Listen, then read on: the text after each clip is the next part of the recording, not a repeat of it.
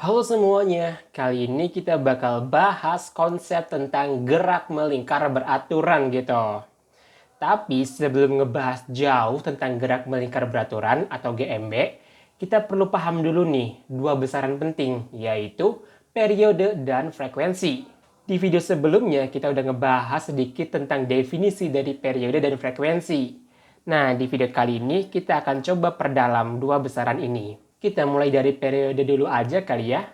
Periode adalah lamanya waktu yang dibutuhkan benda untuk menyelesaikan satu kali putaran. Kalau seandainya kita tulis secara matematis, nilai dari periode itu yaitu T kapital sama dengan T dibagi dengan N. Di mana T kapital ini merupakan simbol dari yang namanya periode. Satuannya yaitu sekon. Kemudian T kecil ini merupakan waktu geraknya. Dengan satuannya adalah sekon.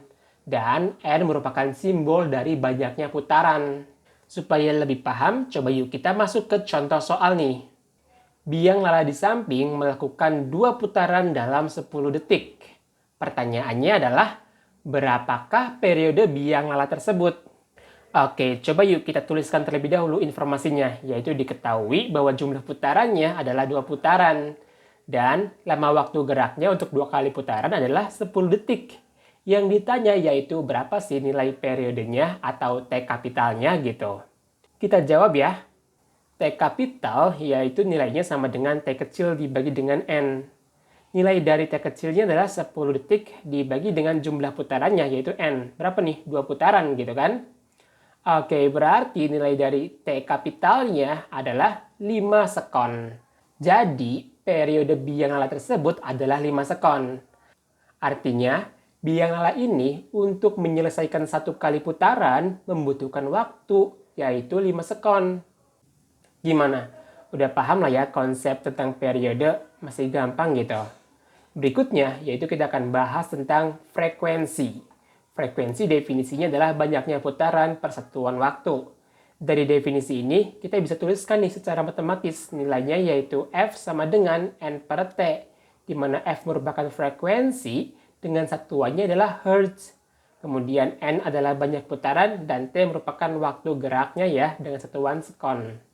Contohnya itu gini, biang lala di samping melakukan 2 putaran dalam 10 detik. Pertanyaannya adalah berapa sih nilai frekuensinya gitu. Oke, coba yuk kita tuliskan informasi yang penting dari soalnya. Diketahui bahwa jumlah putarannya yaitu N sama dengan 2 putaran. Kemudian untuk menyelesaikan 2 putaran, dia membutuhkan waktu 10 detik. Berarti nilai T-nya adalah 10 detik. Dan yang ditanya yaitu frekuensinya atau F.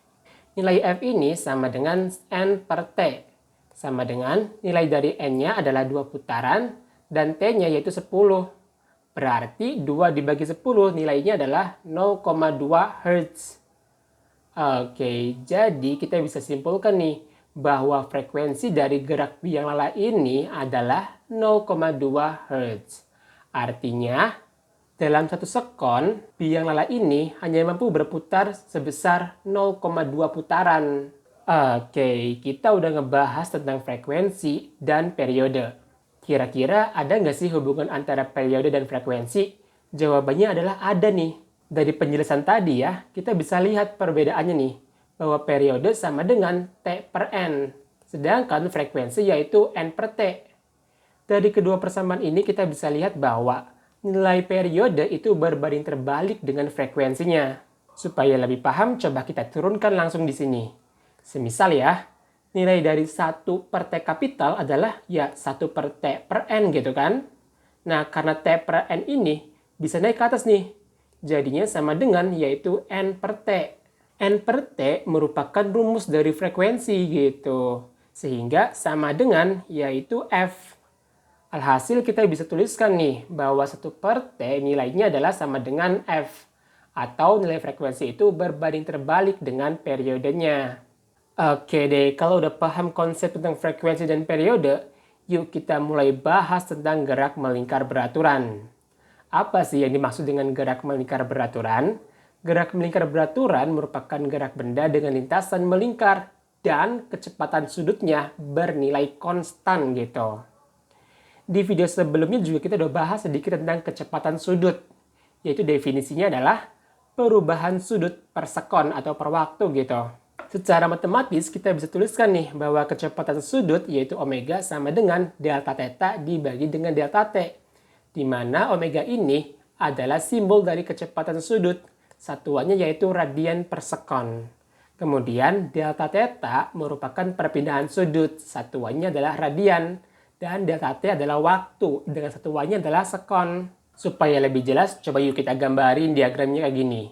Semisal ada benda nih, dia bergerak dari titik A ke B ke C gitu. Dimana sudut yang ditempuh dari A ke B adalah delta theta. Pun sudut yang ditempuh dari B ke C adalah delta theta. Oleh karena pada GLB itu memiliki konsep bahwa kecepatan sudutnya sama, maka waktu yang dibutuhkan dari A ke B itu akan sama dengan waktu yang dibutuhkan benda untuk bergerak dari B ke C. Sehingga kita bisa tuliskan nih, yaitu delta TAB sama dengan delta TBC. Gimana? Udah mulai paham lah ya konsep tentang gerak melingkar beraturan. Yang intinya adalah lintasannya berbentuk lingkaran dan nilai kecepatan sudutnya bernilai konstan gitu. Berikutnya, kita akan ngebahas tentang hubungan antara kecepatan sudut dengan periode. Kita tahu ya bahwa kecepatan sudut nilainya yaitu omega sama dengan delta theta dibagi dengan delta t. Nah, sekarang ini, coba deh kita bayangin kalau bendanya melakukan satu kali putaran penuh. Untuk satu putaran penuh, maka sudut yang ditempuh atau delta theta itu akan bernilai 2pi kan? Dan waktu yang dibutuhkan untuk menyelesaikan satu kali putaran itu kan disebut sebagai periode ya. Maka delta t ini akan kita ubah menjadi t kapital atau periode gitu. Sehingga kita bisa peroleh nih nilai dari kecepatan sudutnya yaitu omega sama dengan 2pi per t. Oke, ini merupakan hubungan antara kecepatan sudut dengan periodenya. Berikutnya, kalau seandainya kita ingin tahu hubungan antara kecepatan sudut dengan frekuensi, kita bisa tuliskan nih bahwa nilai frekuensi kan berbanding terbalik dengan periode ya, atau F sama dengan 1 per T. Maka nilai dari omeganya atau kecepatan sudutnya yaitu 2πf. Nah, ini merupakan rumus hubungan antara kecepatan sudut dan nilai frekuensinya. Supaya lebih paham, coba yuk kita masuk ke contoh soal tentang kecepatan sudut. Biang lala bergerak melingkar beraturan selama 10 sekon untuk menyelesaikan satu kali putaran ya. Pertanyaannya adalah, berapakah kecepatan sudut biang lala tersebut? Oke. Diketahui bahwa lama waktu yang dibutuhkan untuk menyelesaikan satu kali putaran adalah 10 sekon. Atau 10 sekon ini merupakan besaran periode. Yang ditanya yaitu kecepatan sudutnya atau nilai omega gitu. Kita jawab ya, nilai omega yang berhubungan dengan periode adalah omega sama dengan 2pi per T. Sama dengan yaitu 2 dikali pi-nya adalah 3,14 radian dibagi dengan T kapitalnya atau periodenya yaitu 10 sekon. Sehingga kita bisa peroleh nih bahwa kecepatan sudutnya yaitu 0,628 radian per sekon. Oke, paham lah ya konsep tentang kecepatan sudut. Berikutnya adalah kita akan ngebahas tentang kecepatan tangan sial atau linier. Sama ya, di video sebelumnya juga kita udah bahas sedikit tentang definisi kecepatan tangan sial dan linier gitu. Yaitu adalah lintasan yang ditempuh per satuan waktu. Di sini kita perlu ingat nih, bahwa kecepatan merupakan besaran vektor ya. Berarti kecepatan itu punya arah. Nah, arah dari kecepatan tangan sial itu selalu tegak lurus dengan jari-jari lintasannya. Semisal ya, benda melakukan gerak dari titik sini ke titik sini gitu. Arah dari kecepatan tangan sial itu selalu tegak lurus dengan jari-jarinya. Pada gerak melingkar beraturan, besar kecepatan tangan sial atau linier adalah konstan gitu, atau sama di tiap titiknya. Tapi kita bisa lihat nih, bahwa arah kecepatannya itu selalu berubah-ubah. Untuk tahu berapa sih nilai kecepatan tangan sialnya, kita bisa hubungkan dengan yang namanya kecepatan sudut nih. Bayangin aja ada benda bergerak dari titik sini ke titik sini, di mana lintasan yang ditempuh adalah delta S gitu. Kemudian sudut yang ditempuh adalah delta theta, di mana jari-jari lintasannya adalah R kapital. Kalau kita tuliskan nilai dari kecepatan tangan sial yaitu V sama dengan delta S dibagi dengan delta T, nilai dari delta S ini kan lumayan susah ya buat dihitung gitu. Sehingga kita bisa uraikan nih bahwa nilai dari delta S ini itu nilainya setara dengan Sudut perpindahannya dikalikan dengan R atau jari-jarinya. Nilai dari delta theta dibagi dengan delta T apa? Yaitu besaran sudut ya, atau kecepatan sudut gitu. Berarti sama dengan omega dikalikan dengan R. Dengan demikian, berarti hubungan antara kecepatan tangensial atau linier dengan kecepatan sudut adalah V sama dengan omega dikalikan dengan R. Oke, coba yuk masuk ke contoh soal supaya lebih paham. Biang lala berputar dengan kecepatan sudut konstan sebesar 0,628 radian per sekon. Jika diketahui jari-jari biang lala adalah 10 meter, pertanyaannya adalah berapakah kecepatan tangensial biang lala tersebut? Menarik ya. Coba yuk kita jawab. Diketahui bahwa kecepatan sudutnya adalah 0,628 radian per sekon.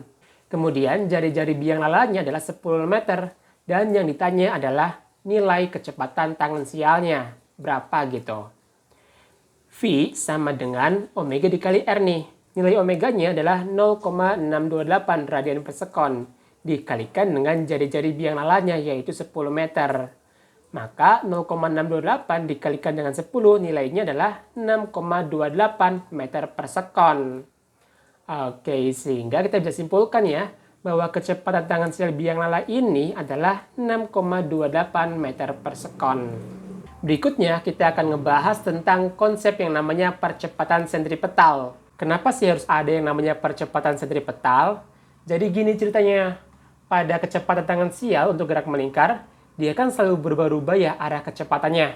Kayak gini nih, kalau seandainya kita tulisin ke vektor gitu ya, kita bisa tuliskan nih bahwa vektor ini kita bisa geser ke sini, kemudian vektor ini kita bisa sambungkan gitu. Kayak gini nih. Di sini kita bisa lihat nih bahwa telah terjadi perubahan arah kecepatan.